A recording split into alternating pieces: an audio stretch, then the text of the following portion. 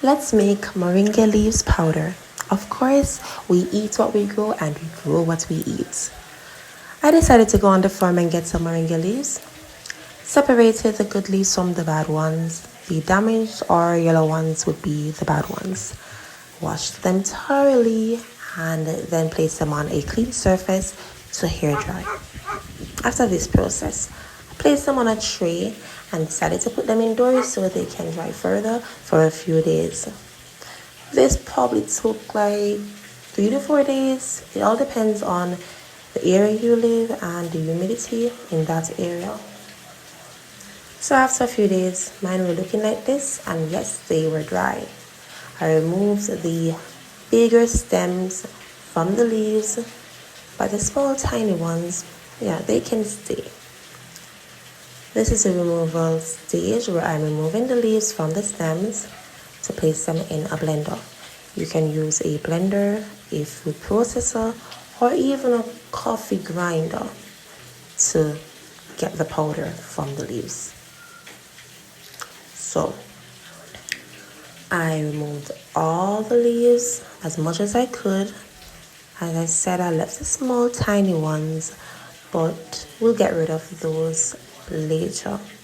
When I was finished, this is what I had. This is what it looks like. After removing all the little stems, we have a lot of leaves, but moringa is a plant that shrinks. So when we powder it, we won't get that much. This will be a very small batch. So this is me placing it into my blender because I don't have a food processor, so I'm using what I have. After blending a few times, I blend, blend, blend, blend, blend, blend, blend, blend. And this is what it looks like when I'm blending it, and it is satisfying to watch. This part was one of the best. Like, look at that, it's bouncing all over the place. This is satisfying, isn't it?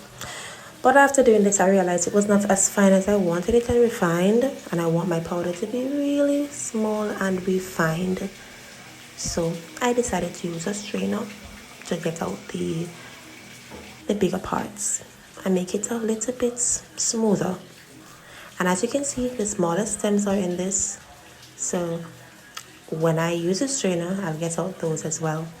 See? And voila! Look at it. It's bouncing all over the place again in the strainer.